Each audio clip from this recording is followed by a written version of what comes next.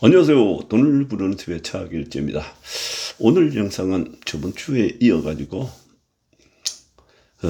지나온 저의 인생 얘기를 좀 들려드릴까 합니다. 후배님들이 이렇게 들어보시고 좋은 점은 딱 자기 걸로 만드시면 될 것 같습니다. 오늘 키포인트는 절박하고 간절함, 이렇게 열정을 깨우라 이겁니다. 간절하고 열정을 깨워가지고 그냥 도전하다 보면은 성공을 할 수 있다. 이렇게 됩니다. 제가 이렇게 보니까요. 20대 때는 그야말로 질풍노도와 같은 그런 시절을 보냈습니다. 지금 60대를 보내고 있지만은데요. 이제 쭉 이렇게 나름대로 책을 쓰고 생각을 해보니까 20대 때는 그야말로 질풍노도와 같은 시절이었습니다. 제가 뭐 워낙 끈도 없고 깡도 없고 뭐 모든 것이 뭐 없는 상태, 거지 상태이기 때문에 취직을 할 수 없어가지고 21살에 장성길로 접어들었었는데 그냥 아무것도 모르고 왔다 갔다 했죠. 그런 시절이었고 30대 때는 이렇게 돌아보면 자충우돌 그런 때였습니다. 자충우돌의 그 시절이었는데 그냥 가능성만 보이면 무조건 뛰어들고 이것도 해봤다 저것도 해봤다가 막 또 실패하고 뒤집어 엎거든. 그렇게 했습니다. 그게 이제 쌓이는 거거든. 경험 쌓는 게. 40대 때는 그야말로 수학의 계절입니다. 수학의 계절. 20, 30대 때 그걸 이리 뛰고 저리 뛰고 막 해봤기 때문에 그게 쌓이가지고 40대 때는 그야말로 하면 되더라. 도전하면 그냥 돼. 그냥 도전의 시절이었다. 이런 생각이 듭니다. 그러니까 이 40대 때는 돈도 많이 벌고 못 배운 여러분들 다 대학교 다 그랬었지만 저 같은 경우는 그런 환경이 아니었기 때문에 정말 그거 못 배운 한이 너무너무 컸기 때문에요. 그걸 풀어내야 되기 때문에 아무리 돈을 많이 벌어도 그걸 풀 수가 없었습니다. 근데 40대 때 드디어 돈도 많이 벌었지만은 공부를 다 해냈거든요. 도전하면 된다 그랬죠. 40대 때. 지금 직장 다니시는 분들도 40대 때 그야말로 다 되지 않습니까? 중력으로 앉아가 있고, 그냥 돈은 자식한테 많이 들어가지만도 그렇다고 봅니다. 50대 때는 그야말로 40대 때 이어지면서, 노력을 많이 했기 때문에, 고생을 많이 했기 때문에 풍요를 누리는 그런 시절입니다. 그야말로 풍요를 누리는 시절인데, 50대 때는 이미 깔아난 게 많기 때문에 돈도 많이 들어오고 그러니까 그걸 토대로 해서 풍요를 즐기는데 별장을 여기저기 두고 골프를 주고 즐기고 승마를 즐기고 제주가고 그러니까 산도 엄청나게 땄고 뭐 웬만한 건 다 했죠. 하고 싶었던 걸 50대 때 다 이뤄내는 겁니다. 이게 다 즐기는 거예요. 60대 때 오가지고 60대 오니까 뭐 그동안 경험도 많고 지식도 많지만은도 잘 안 됩니다. 자꾸 뒷걸음치고. 그거 해서 뭐하나? 또 뭐 마누라가 옆에서 그거 당신 그거 해가 뭐 할 건데?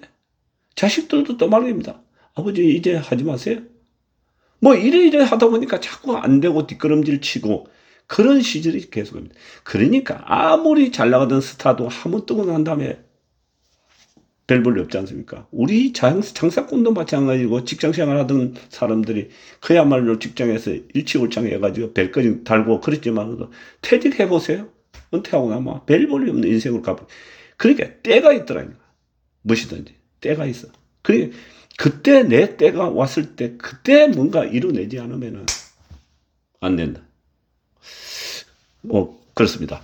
자, 그거는 그렇게 넘어가고 노르웨이 갔다 오가지고 한 번 성공을 맛본 사람이 쉽게 그냥 잔잔한 자질구레한 장사를 할 수가 없었습니다. 사실은. 그래서 이걸 뭘 해가지고 인생 뒤집기를 해야 되나 하고 왔다 갔다 하다 보니까 그때 안양에 살았었는데 안양에 저녁에 조그마한 횟집에 가서 소주 한잔 하고 있는데 주인이 뭐 얘기하다 보니까 신도시가 이제 5개 신도시, 그리고 1개의 신도시가 입주가 막 시작되는데 집들이가 엄청나게 생기고는 있는데 그 당시엔 집들이가 많았습니다. 지금은 집들이라 그런 게 개념이 없지만 그때는 집들이가 다 있습니다. 집을 장난하면 막 친척들 모아가지고 뭐 그런 게 했는데 그때 집들이 하는데 최고급 음식이 해 몇 살아 있는 게 상당히 컸습니다.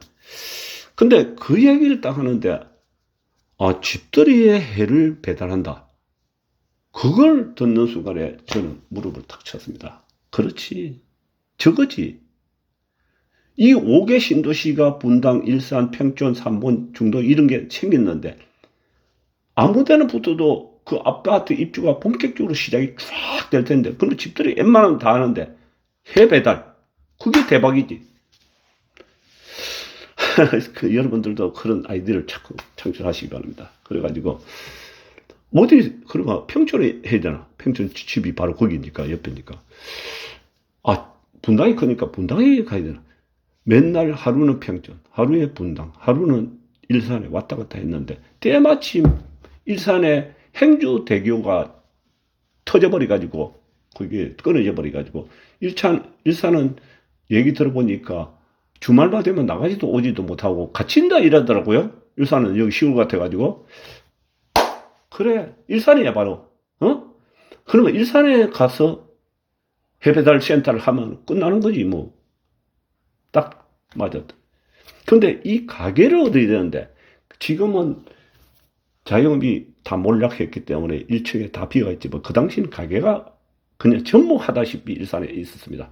주역에 때마침 첫 입주를 럭키 롯데라고 아파트 입주하는데 그 지하 상가에 해 코너 자리가 있었습니다. 지금은 아무나 하면 되는데 코너 가게가 딱 이미 정해져가 있어. 횟집 자리 딱 하나. 그걸 임대 얻으려고 하는 사람이 수십 명이 줄렀었는데 감당이 안 돼. 복도방마다 그건 어림도 없이 분양 받은 사람이 따로 있는데 그걸 임대를 얻어낼 수가 없어요. 그게 보증금 3천만 원에 월 120만 원이고 피가 이미 2천만 원에 붙었어. 나 돈도 하나도 없는데 그 당시 다 까먹고 없는데.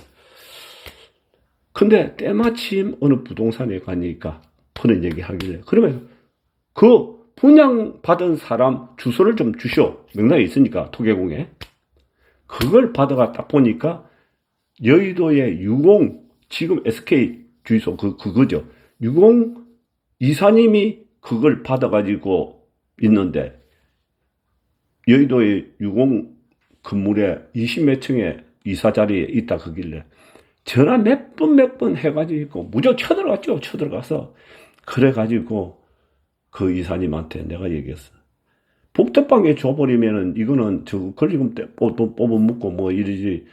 이사님한테 득볼 거 하나도 없습니다. 그러나 저는 장사꾼인데 이미 닫고 닫았는데 이 가게를 저한테 주는 순간에 이 가게 값어치는 몇 고절 더 불어나게끔 만들어줍니다. 이거 부가가치를 그만큼 올려준다. 이렇게 좀 공갈하게 공갈 치죠. 그러니까 저한테 주세요. 저한테. 딴 사람 어차피 줄 것 때문에. 이랬더니만 3일 후에 정확하게 전화가 와가지고 차 사장 당신한테 주겠다. 그것도 보증금 2천만 원, 다 3천만 원인데 옆에 가게는 2천만 원. 그리고 월세 120만 원인데 80만 원. 권리금 없이. 여러분, 무엇이든지 간절함이 있으면 해낼 수 있는 거 아닙니까? 그 2천만 원에 월 80만 원짜리 지하 11평짜리 얻어가지고 매출을 얼마 올렸느냐. 그거 딴 사람 것도 한 30만 원은 못 올립니다. 저 같은 경우 얼마를 올렸냐. 배달해가지고 보통 500만 원 이상 하루에. 근데 여기 핵심은 뭐냐. 광고입니다. 광고. 마케팅. 소위 말하는 마케팅. 요거 한번 보세요. 언젠간 그 당시 이 찌라시인데 요게요. 준비된 대통령 뭐 이런 얘기 했지 않습니까? 준비된 장사꾼. 30대 때 그야말로 좌충우돌로 뛰었기 때문에 자신감이. 제가 뒤로에 그 채르면서 늘 그랬습니다. 그림을 그려놓고 일산 신도시 요거만은 전체 이 일산 신도시 뭐 수만인데 가구수가 몇 년 동안 먹거리 외식 분야는 1등 아니면 절대 안 된다. 용납 안 된다. 나는 충분히 일산 신도시는 내가 다 장악할 수 있어. 뭐 맨 벽에 대고 그렇게 얘기를 하고 그 주문을 외웠습니다. 근데 저 말대로 약 2년 반 동안은 제가 싹싹을 해버렸습니다. 저 자랑이 아니라. 그런데 이 횟집을 해보니까 무슨 문제가 생기느냐. 겨울 일은 좋은데 여름만 되면은 뭐 비보리어 병사미스 이런 게 생겨가지고 장사 하나도 안 되는 거 있죠. 완전 올 수도 없다는 거. 그런데 그 고민을 이걸 어떻게 해결하고 하고 고민을 하고 있는데 상인들 모이가지고 무슨 얘기를 쭉 하는데 뒤에서 들어보니까 누군가가 이런 얘기 합니다. 설렁탕 가게를 하면은 설렁탕 가게는 여름에도 잘 되고 겨울에도 잘 되고 사시사철 잘 된다. 거기서 저 무릎을 또 쳤지 않습니까? 그래, 그거지, 바로 그거야. 그렇게 해서 일산 주요 역세권 생기기 직전에 설렁탕 가게를 차렸는데, 그것도 가게 11평짜리입니다. 11평. 11평에 하루 매출 500만 원 올리기가 그 쉽겠습니까? 24시간이 그냥 바글바글.